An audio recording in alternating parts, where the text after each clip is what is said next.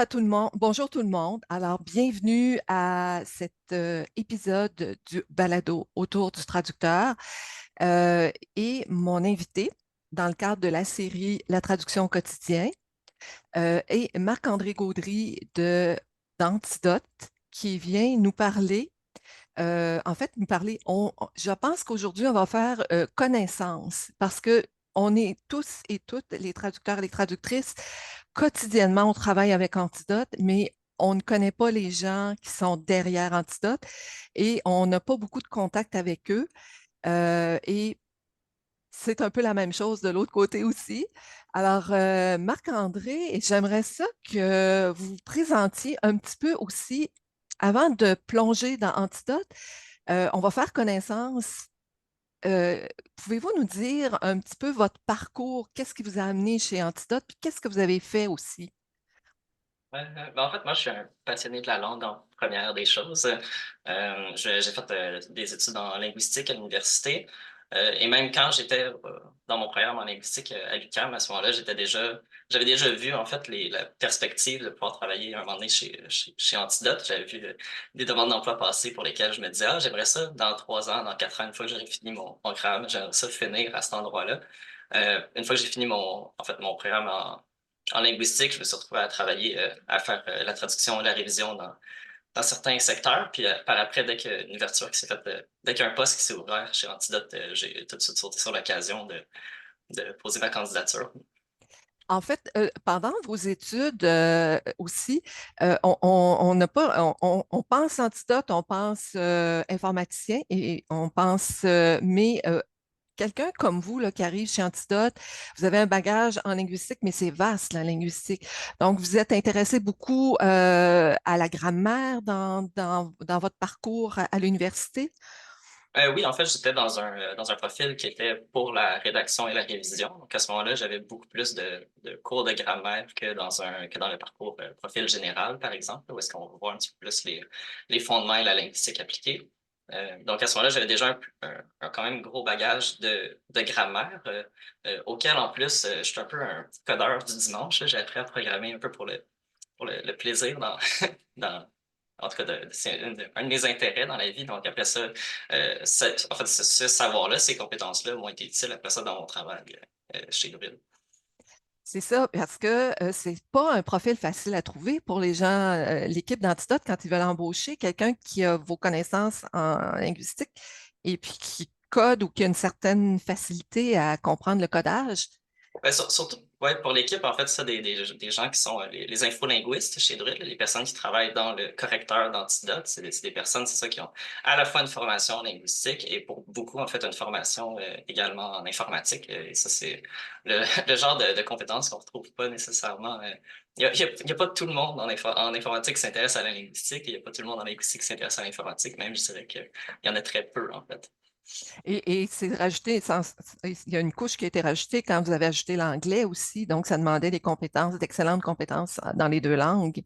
Ah oui, ben en fait, il y a des équipes qui ont été faites spécifiquement pour le travail en anglais. Donc, on a des équipes qui travaillent sur le dictionnaire en français, des équipes qui travaillent sur le dictionnaire en anglais et des gens qui font le lien aussi entre les deux dictionnaires, les deux caractères. C'est quelque chose. Yves, est-ce que tu pourrais, je me permets de t'interpeller parce que justement, le but, c'est de faire connaissance. Puis toi, tu as fait un groupe sur Facebook. Est-ce que tu peux nous en parler un petit peu de ton groupe? Puis comment est-ce que tu interviens ou les participants ou les abonnés à ta page Facebook interviennent avec Antidote? Ton micro, Yves, on t'entend pas. Je l'avais fermé tantôt parce qu'il y avait des bruits. C'est le groupe Lire dans les pensées du correcteur Lancelot. Je pense que le titre décrit le groupe. Je pense, après avoir connu le plaisir, par exemple, de corriger des fautes d'orthographe dans Wikipédia, puis je me suis dit que ça valait la peine peut-être de faire la même chose pour le correcteur d'Antidote. D'autant plus qu'on nous y invite, finalement, le lien est facile à trouver que dans un des menus, que ce soit dans Antidote Web ou dans Antidote Résident. J'espère que Résident est la bonne expression, là. Et puis, j'ai fait, puis j'ai eu le plaisir de voir quand on envoie un signalement qu'on nous promet de nous répondre dans les 48 heures, dans les 48 heures, puis généralement, cette promesse-là a été tenue, sauf quand la question était vraiment compliquée. Et puis, OK. après ça, j'ai pensé de trouver un moyen pour encourager le monde à le faire, parce que je me suis dit que les infolinguistes doivent ont besoin de ça. Chaque infolinguiste ne peut pas passer sa journée à s'amuser à corriger des textes pour faire sortir les alertes. On pourrait se mettre ensemble, nous, les Québécois, pour enrichir ce fleuron de la langue française à l'échelle de la francophonie mondiale. Puis, je me suis aperçu aussi que moi-même, j'ai appris qu'il y a une façon de poser des questions. Puis on l'apprend en le faisant. Finalement, on ne peut pas penser à tout. Les infolinguistes nous disent, pouvez-vous donner plus de précision, donner du contexte. J'ai appris aussi parfois à reformuler la phrase pour faire sortir une alerte. Je pense que ça vaut le signalement aussi parce que les infolinguistes ont besoin de plus de situations possibles. Puis, je l'ai fait systématiquement pendant un bon bout de temps. À un moment donné, ben, j'ai d'autres groupes à m'occuper aussi, je me suis calmé un peu. Puis, de temps en temps, il y a encore des nouveaux abonnés. Puis, d'un coup, il arrive 8 nouveaux abonnés de l'Université Laval. Là, je me dis, ça doit être François, la vallée François qui m'envoie Lavallée, du monde. oui, oui. Oh, il voit un autre professeur, là. Puis, d'autres fois, ça vient de Québec ou je sais pas trop quoi. Il y en a à peu près 500, quelque chose, je pense. Puis, c'est ça, j'ai ralenti un peu parce que je m'occupe d'autres choses. Puis aussi, là, mes 2 derniers signalements, j'ai pas reçu de réponse encore. Ça fait que ça devait être quelque chose d'une complication nationale, là. Fait que j'attends. Mais il y en a un dans ça que je me suis permis, j'ai sorti un peu moi-même de mon propre cadre, si je fais une suggestion pour le dictionnaire, même si je voudrais en tenir au correcteur, mais j'ai pas. Parce que j'ai rencontré une infolinguiste qui s'occupe du dictionnaire au congrès de l'OSIAC, fait que je me suis permis de lui faire un clin d'œil. Je n'ai pas eu de réponse encore, mais peut-être que ma question n'était pas pertinente. Voilà. Ben, merci beaucoup, Yves. C'est un petit peu, Marc-André, un peu le bout qu'on fait pour vous rejoindre. Et puis aussi, il y avait des questions que nous, justement, les participants, les abonnés à la page de Yves ont posées. Est-ce que vous pourriez nous dire pourquoi est-ce que dans Antidote, mais là, on sait que nous, les traducteurs, on est une partie de votre clientèle, on ne retrouve pas le mot zeugme parce qu'on en corrige énormément, surtout chez les traducteurs qui commencent. Est-ce qu'il y a une raison? Est-ce qu'il y a quelque chose que nous, on pourrait faire qui nous permettrait de faire sortir ce genre de construction fautive?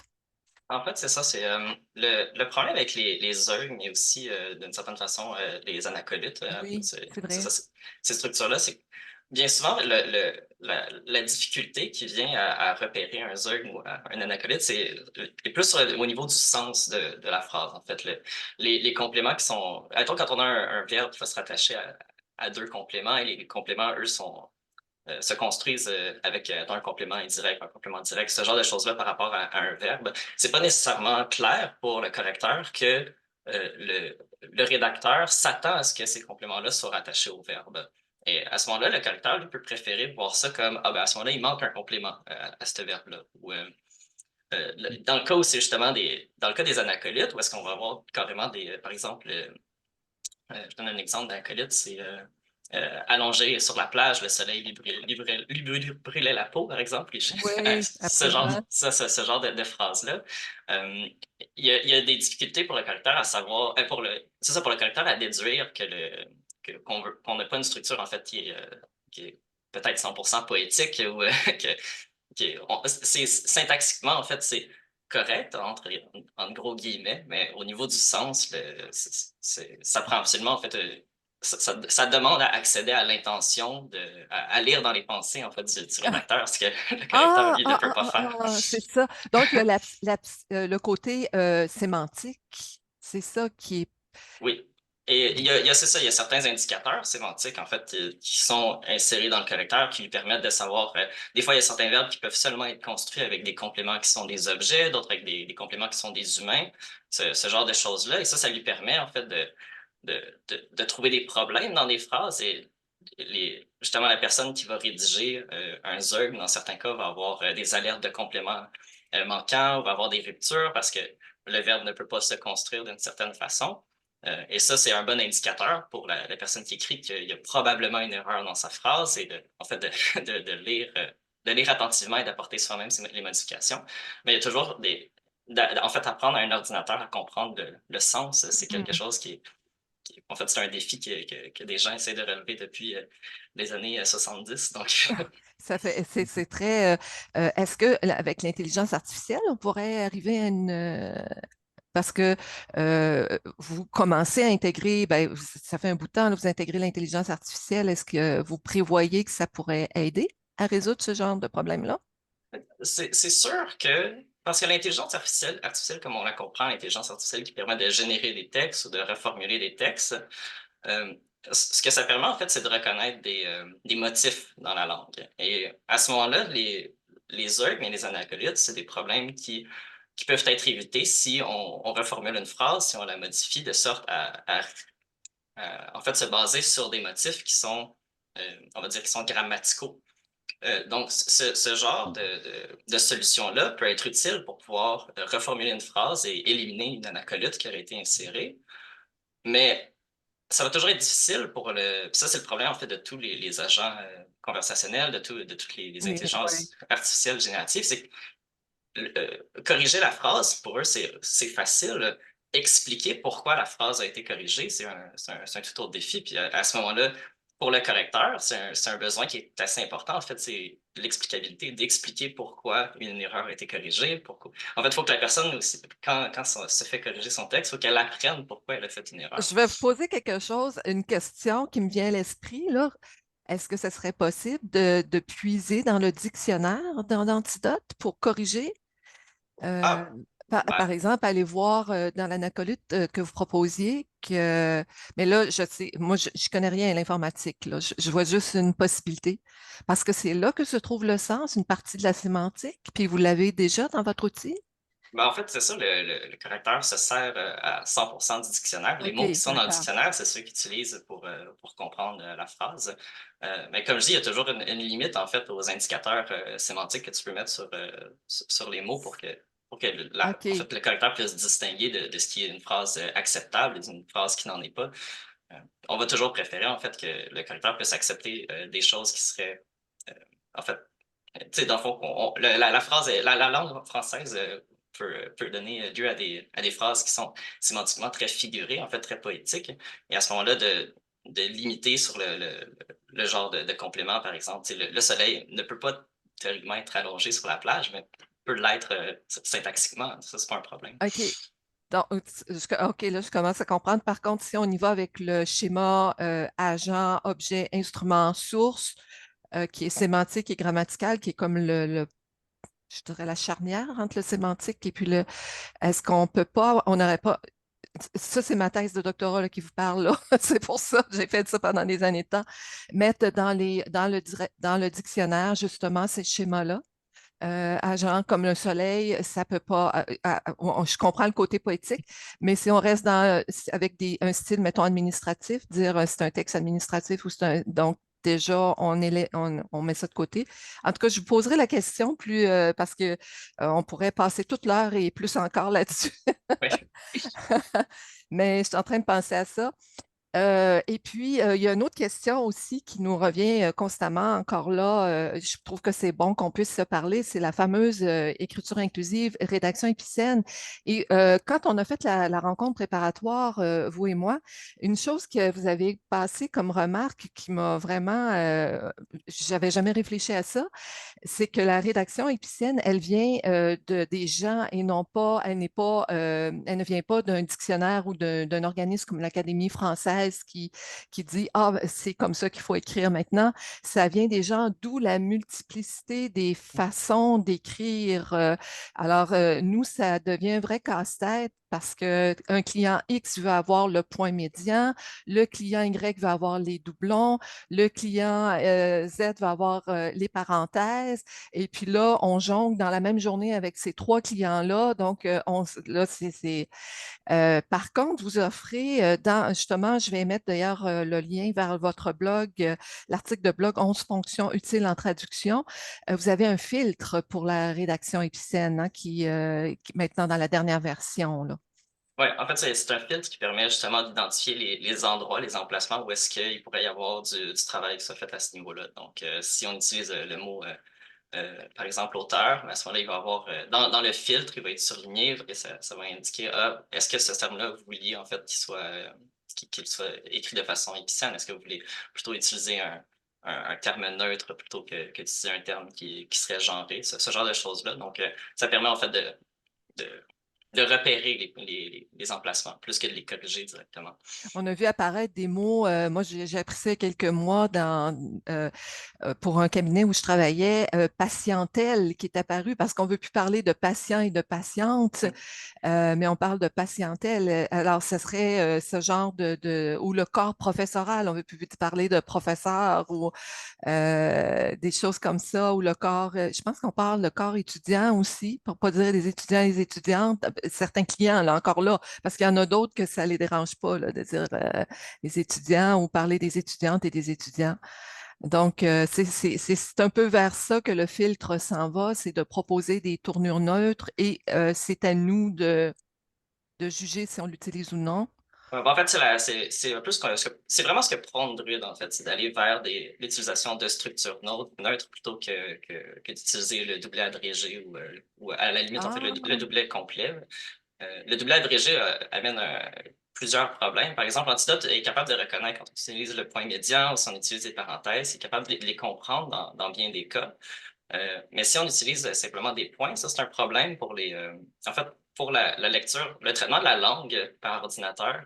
oui, C'est extrêmement oui. taxant, en fait, de se demander à chaque fois qu'on rencontre un point, à savoir si c'est un point final, si c'est un point abréviatif, ou si c'est un point, justement, qui serait utilisé pour faire un doublet abrégé. C'est quelque chose qui est une difficulté qui est technique, mais après ça, aussi, c'est que, comme vous avez dit, ça vient des gens, en fait, la façon d'écrire de cette façon-là. Et bien souvent, les gens vont pas tous utiliser, par exemple, les mêmes radicaux pour un mot. Je pense à acteur, actrice, par exemple. Il y a des gens qui vont vouloir le féminiser acteur-trice, d'autres acteur-rice.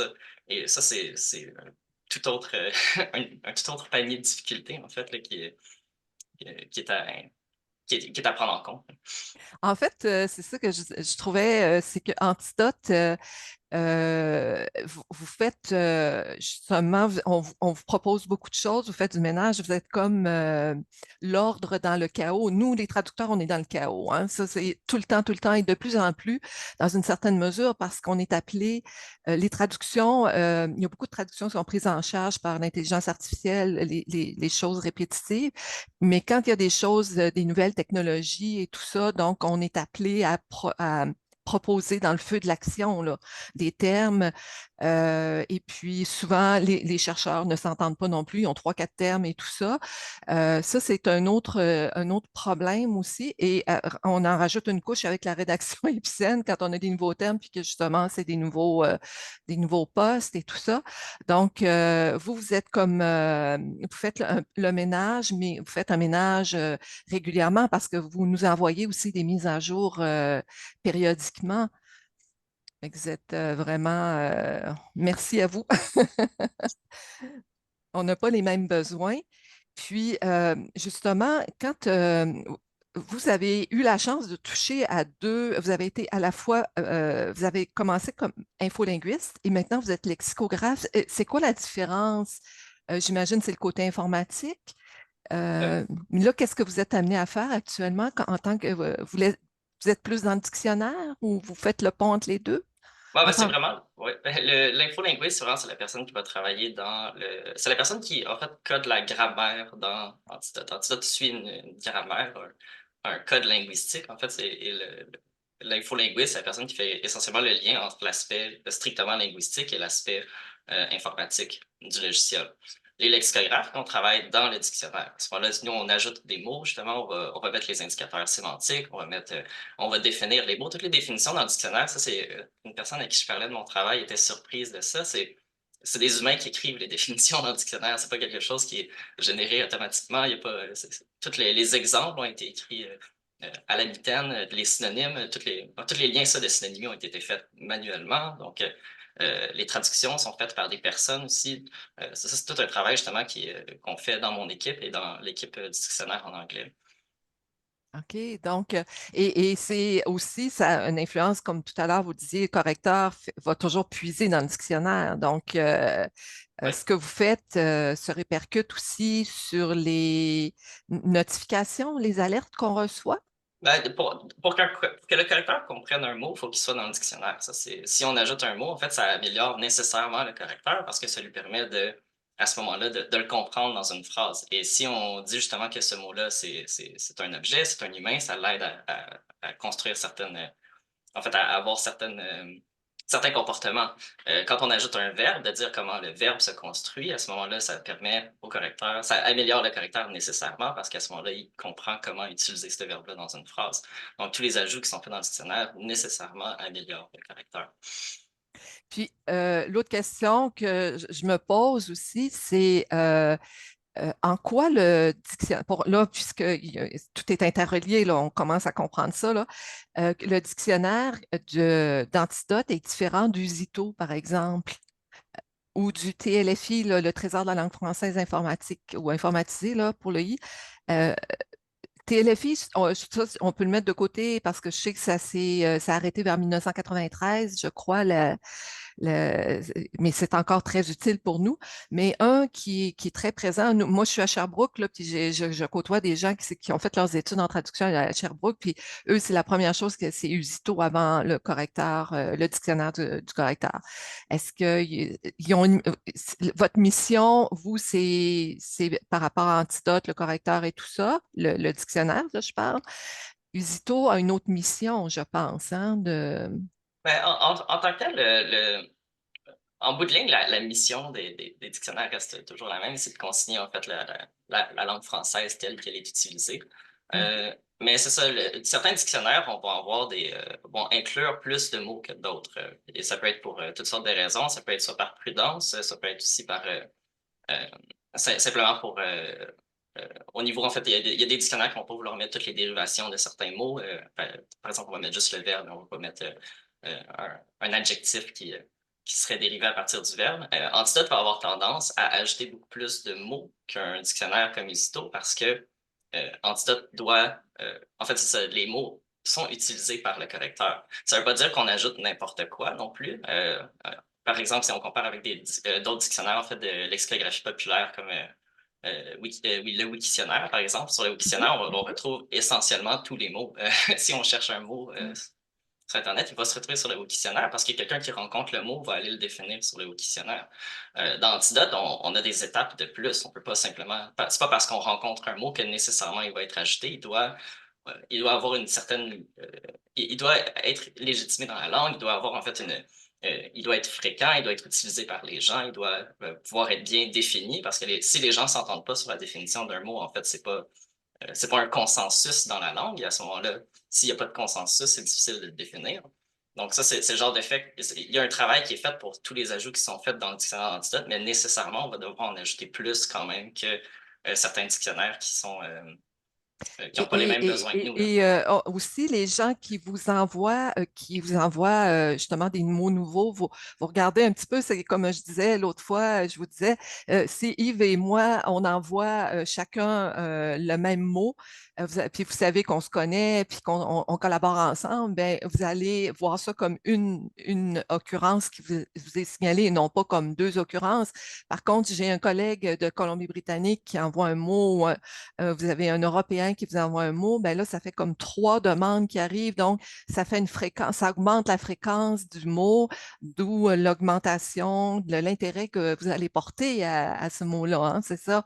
Ben, oui, toujours, c'est ça.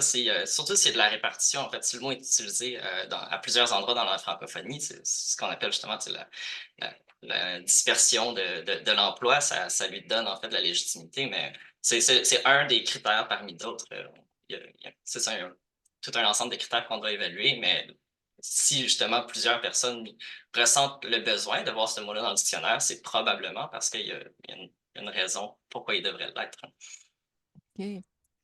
Alors, c'est tout un travail et justement, vous parlez du fait que vous travaillez ensemble, vous n'êtes pas tout seul à prendre la décision. Comment ça se passe? Vous faites une bonne partie de votre journée. En fait, une journée pour vous, c'est vous travaillez essentiellement sur un corpus ou sur des demandes, ou c'est plus des demandes ponctuelles qui vous sont présentées? Ben, il y a un petit peu de tout, en fait. Ça va être, on va traiter moi, personnellement, je travaille beaucoup plus dans l'ajout, dans le dictionnaire, l'ajout, la correction des entrées.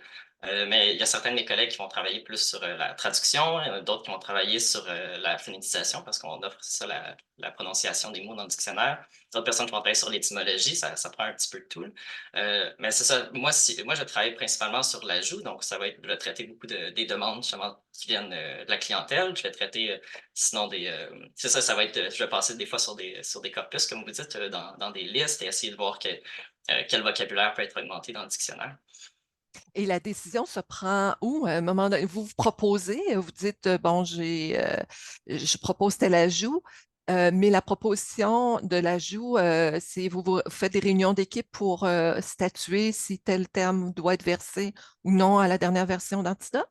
Ben, en fait, une fois que moi j'ai pris une décision, après ça, il y a d'autres personnes dans mon équipe qui vont devoir confirmer la décision. En fait, des fois, il y a des personnes qui vont être en accord, donc qui vont être en désaccord.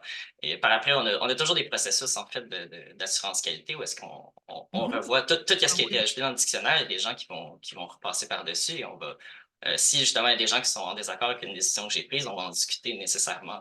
Ça passe toujours par un Il y processus. en a d'autres que ça va passer, ça va être plus simple, c'est ça, si je comprends bien. Il y a comme des termes plus controversés, ou Ouais. puis il y en a Ah d'autres, c'est ben, plus simple. Ben c'est ça, c'est qu'on est tous lexicographes dans l'équipe, donc on a quand même tous la même base d'intuition qui fait en sorte que des fois, il y a des demandes qui nous sont faites que c'est quasiment un automatisme. On voit le mot, on fait ah, c'est vrai, on devrait probablement l'ajouter. On fait quand même la recherche, on va toujours la faire, mais après ça, si on a cette impression-là, il y a probablement d'autres personnes dans l'équipe qui ont la même impression. Ah, c'est bien.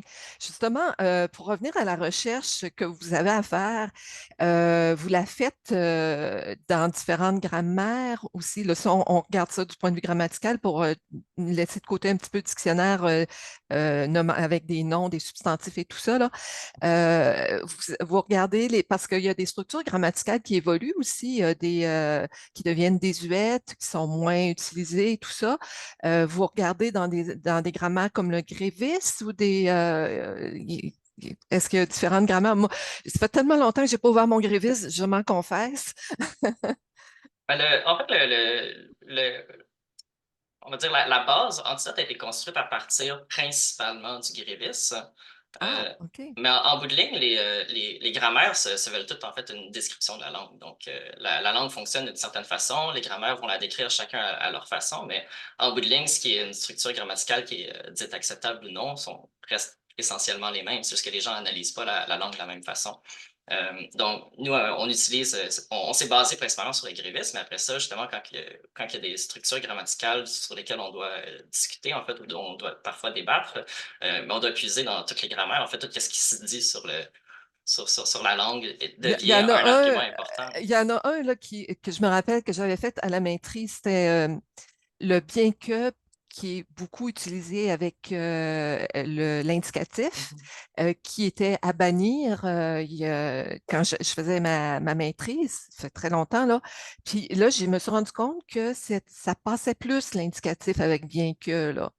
Alors, quand je faisais ma maîtrise, c'était dans un séminaire et l'objet de mon exposé, c'était de démontrer à l'aide de plusieurs grammaires que c'était avec le subjonctif que ça devait être utilisé et que c'était fautif. Maintenant, c'est plus la même chose. Il y a comme un assouplissement de ce côté-là. Alors, je referai le même exercice et je n'aurai pas la même réponse. Est-ce que c'est basé sur le fait que la fréquence de l'utilisation d'indicatifs avec bien que? plutôt? Ben, oui, ben, d'une certaine façon, oui. Et c'est pas seulement nous qui va faire ces constats-là. Il y a les autorités langagières aussi vont avoir Ah, en fait, le même chemin de pensée parce que nécessairement, si une structure qui était à proscrire il y a 50, 60, 100 ans, aujourd'hui devient tellement répandue dans l'usage, il y a des chances, en fait, que la compréhension qu'on a de cette structure-là ait changé et il y a des bonnes probabilités, en fait, qu'on va créer des assouplissements après ça quand on va décrire la langue.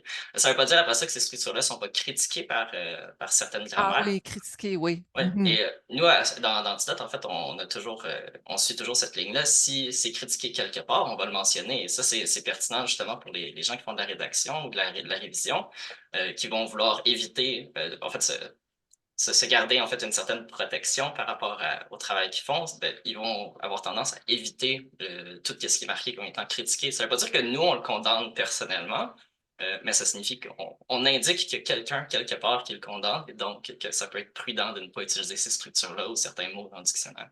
Et par contre, ça peut être utile, je pense que nous, c'est parce que les traducteurs, on a une norme, on a une norme à suivre beaucoup plus, on est plus normatif, mais vous avez aussi une clientèle des écoles, alors ne pas pénaliser un enfant ou un étudiant qui écrit bien que plus l'indicatif, c'est pas si grave que ça, là. Non, mais C'est surtout si ça. ça l'amène à avoir des discussions en fait avec son enseignant, son enseignante et que ça amène en fait justement Mhm. des discussions sur l'évolution de la grammaire que normalement on n'aurait pas au secondaire Ça peut ou à être d'autres niveaux intéressant. scolaires, là. Ça, c'est quelque chose qui peut être vraiment intéressant. Il y a un mot aussi que je vois qui est entré. Nous, on se faisait taper sur les doigts avec possiblement. Et je me suis. Et la raison qu'on nous servait pour nous dire ça, que c'était calqué sur l'anglais, là. Et puis.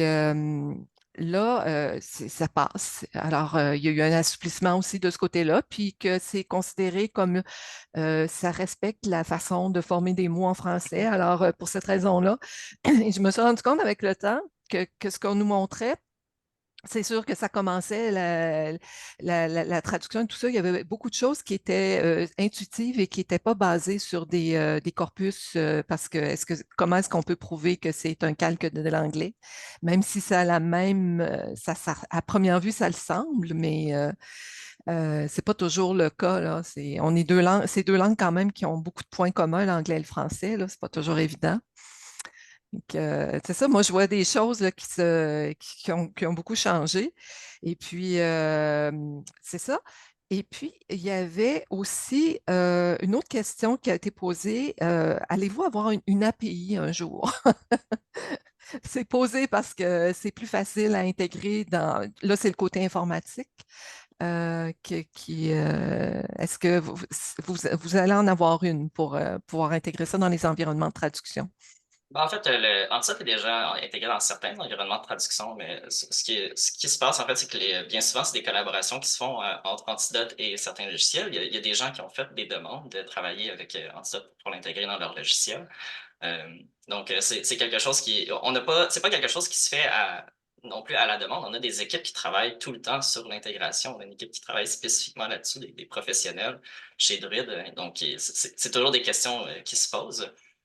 Mais sinon, il y a aussi, c'est une chose qui est peut-être moins connue comme fonctionnalité dans Antidote, mais si on a la version justement bureau, il y a en fait, il y a un raccourci clavier qui est CTRL CC ou commande CC qui permet en fait de copier n'importe quel texte qui est sélectionné, de corriger n'importe quel texte qui est sélectionné. Et ça, même s'il n'y a pas d'intégration dans un logiciel, ça permet à quelqu'un de Ah, corriger, c'est d'amener la intéressant. correction dans une Donc, contrôle.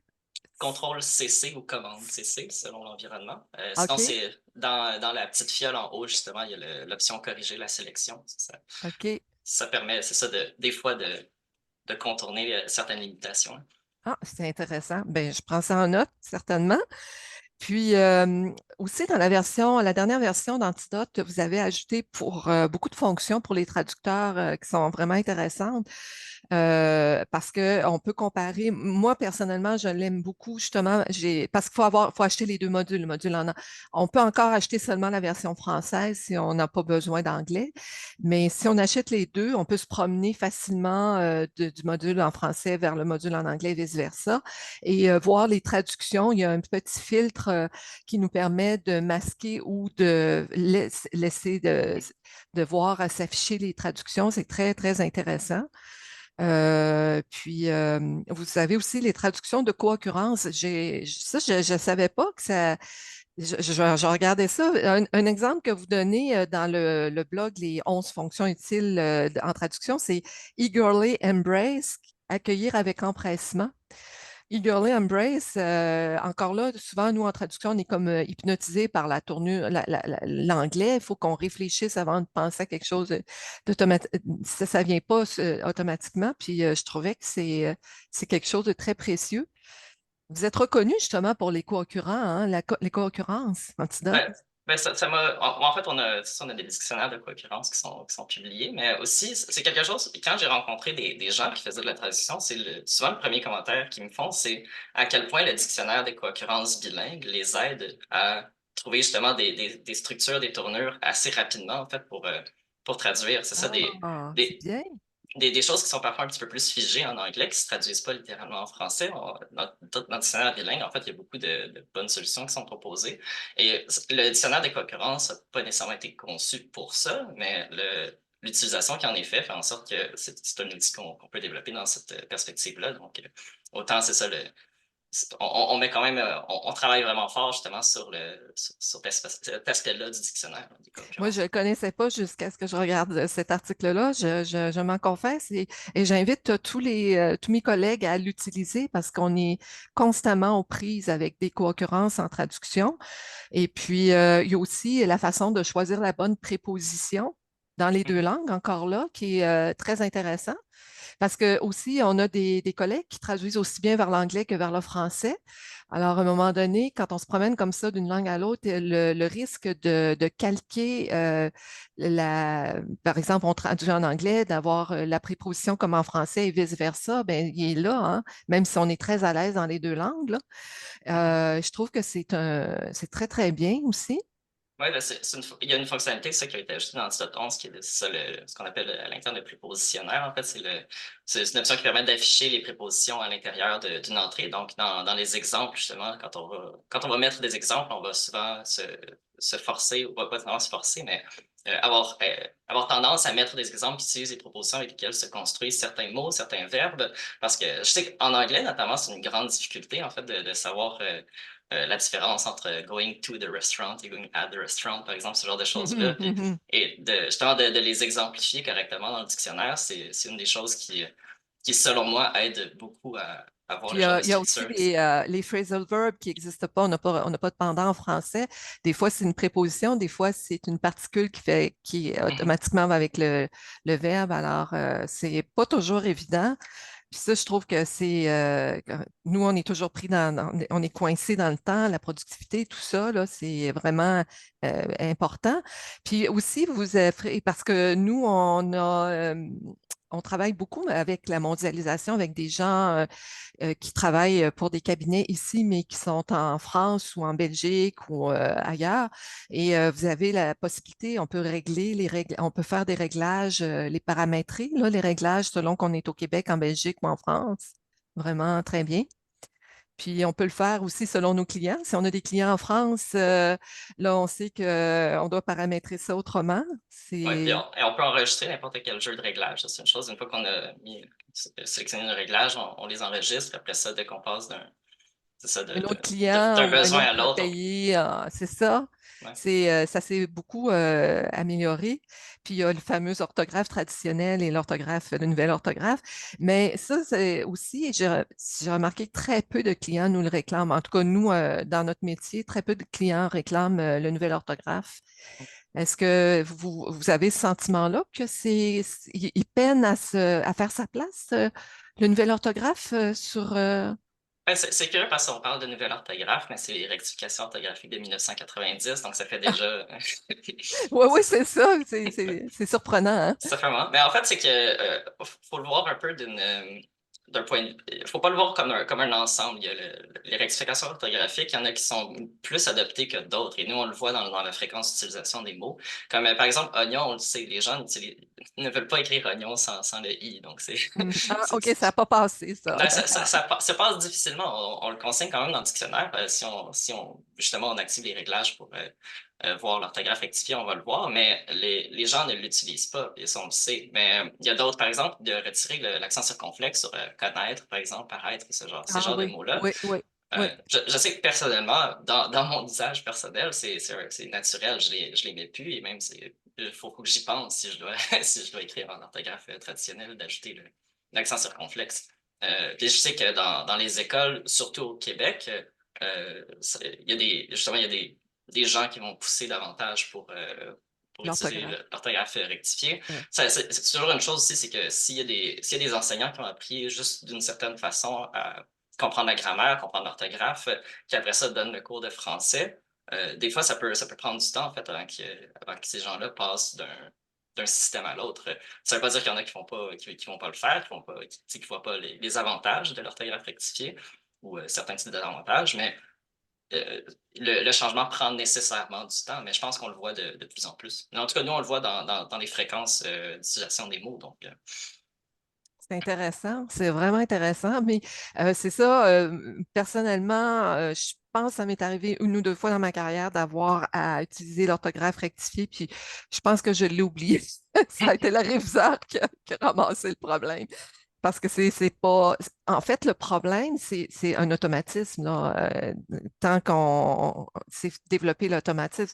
Puis je pense que, comme vous dites, avec l'accent circonflexe, je pense que ça s'est passé, c'est devenu automatique, il n'y a pas de problème. Puis, on peut aussi programmer des règles. En fait, vous parlez de règles pour le correcteur.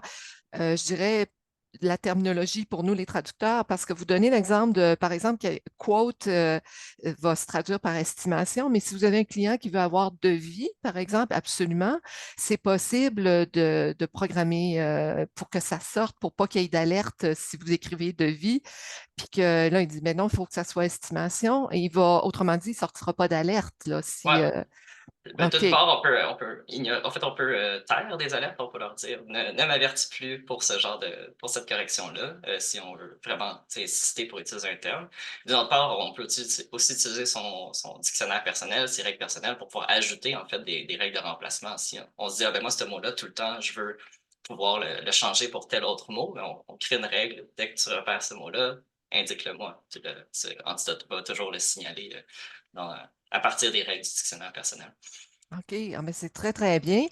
Puis, on peut aussi, j'ai vu que on peut ajouter nos traductions dans le dictionnaire, dans un dictionnaire personnel. On a déjà le dictionnaire personnel, ça fait longtemps que ça existe, là. Mais là, c'est possible de rajouter des traductions. On peut le faire ça, sous forme de règles, c'est ça, dans le fond. Donc, OK, c'est sous forme. ouais. OK, c'est d'accord. OK.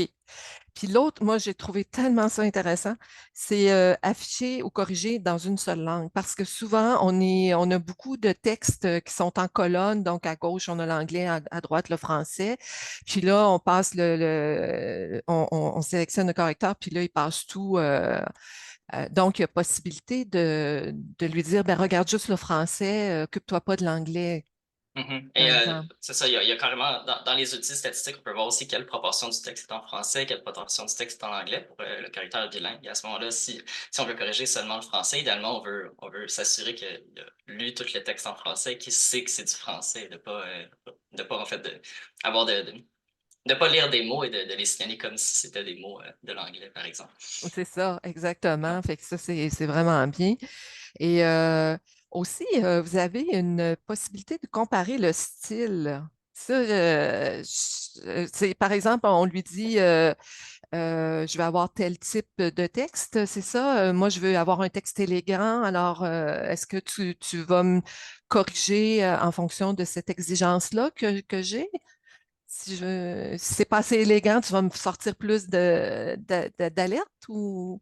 En fait, on sait qu'on peut régler le niveau du correcteur parce que le correcteur a différents niveaux. Est-ce qu'on peut mettre la sensibilité maximale? C'est à ce moment-là qu'on veut qu'il détecte absolument tout. Donc, tous les Ah, problèmes, les OK. possibles homonymes, tous les problèmes d'homophones possibles aussi, les confusions, les paronymes, les mots qui sont proches, qui veulent dire des choses différentes. Ça, dans le fond, on peut le mettre au maximum et il va tout signaler. On peut aussi baisser, en fait, le niveau de détection. Et justement, juste en dessous de sensibilité maximale, on a usage soigné, parce que là, on veut quand même que le texte soit, qu'on évite les structures qui sont critiquées, qu'on évite les structures les mots qui sont plus familiers. Et si on descend encore, ben là, tu as l'usage informel, et au plus bas, en fait, c'est presque aucune détection. En fait, ça va toujours détecter ce qui est incorrect, mais ça Oui, ne oui, oui. signalera pas les choses qui sont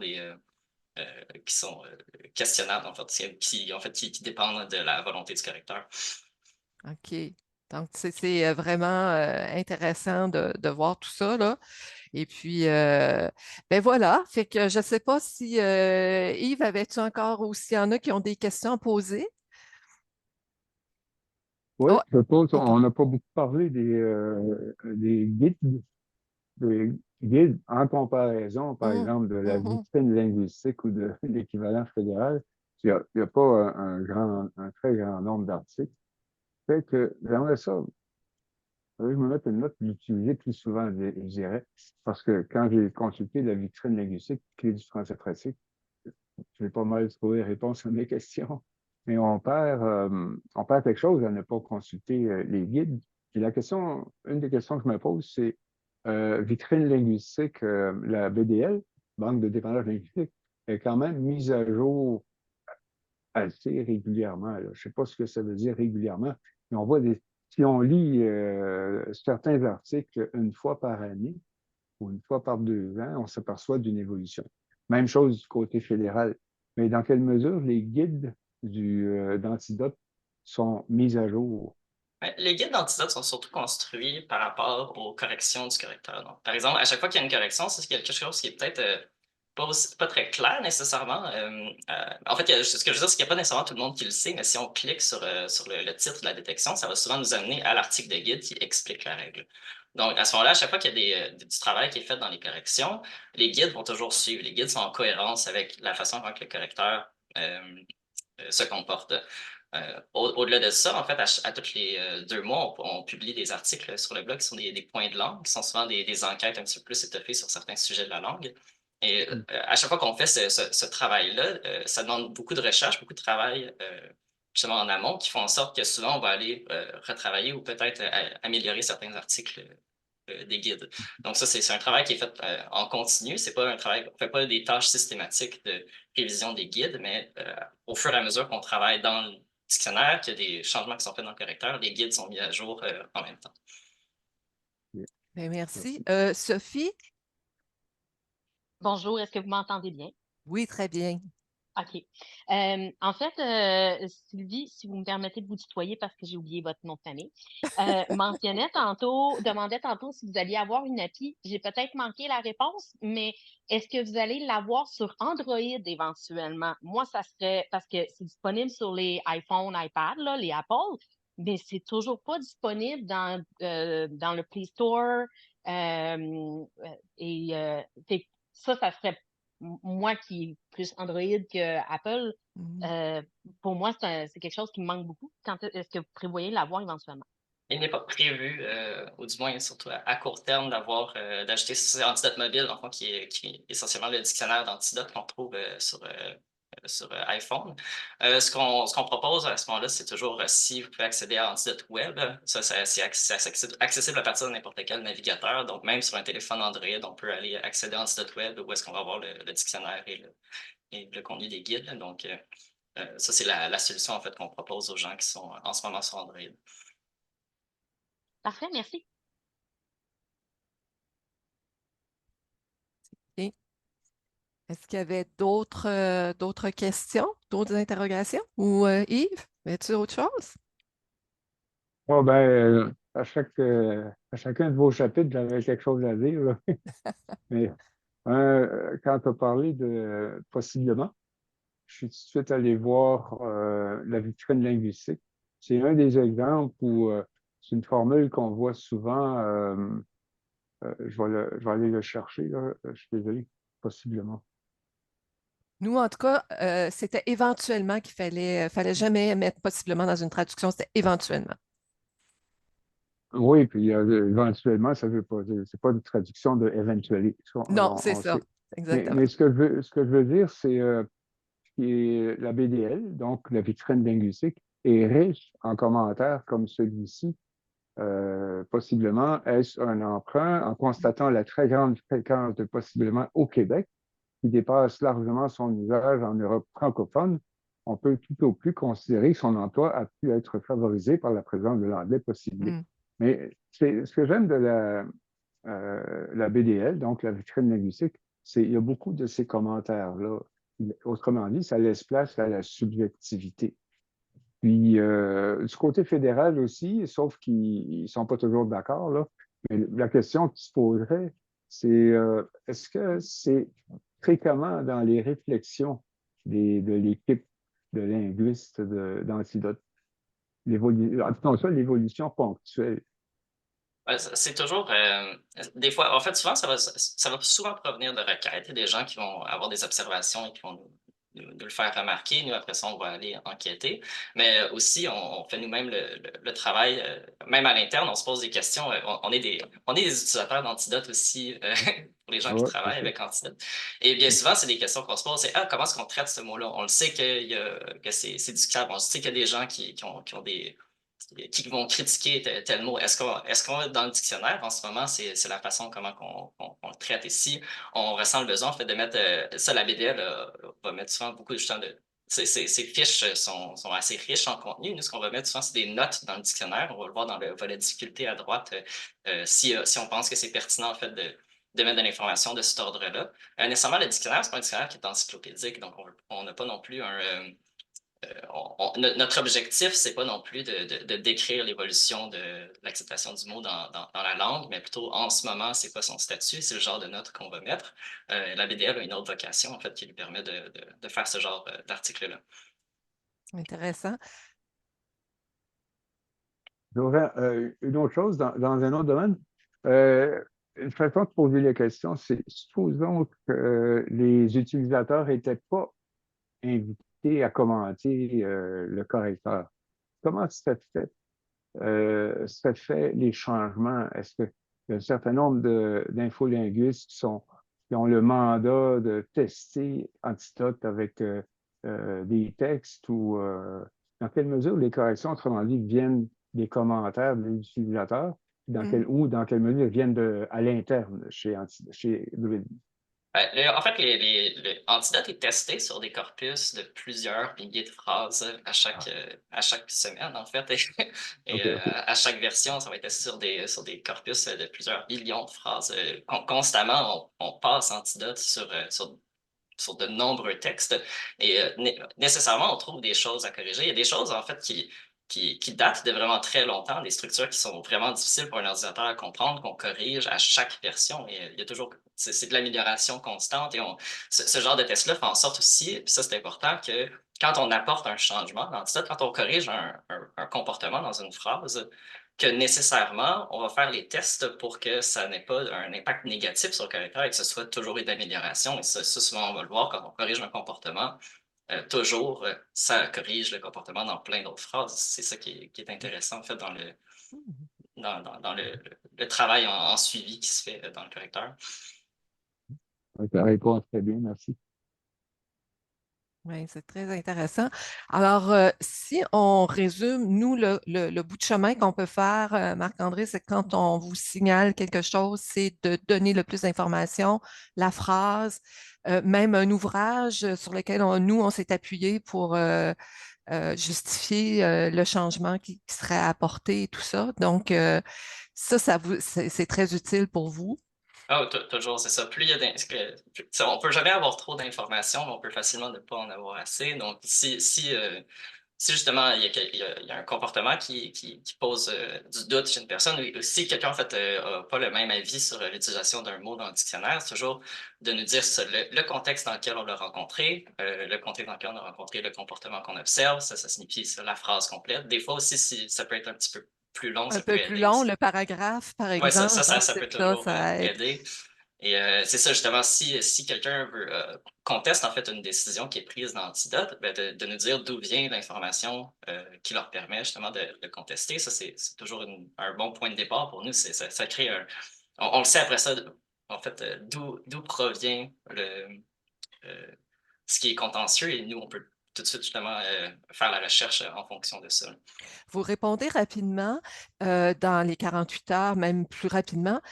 Par contre, ça peut prendre un certain temps, étant donné tout le processus, les procédures, avant qu'il y ait des changements à apporter. C'est un Ouais, peu ça. Il ne faut pas penser parce que vous nous avez répondu dans les 48 heures que la semaine après, ça va être réglé dans le correcteur. Hein. C'est un peu, là, je caricature un peu, mais c'est un peu ça. Hein.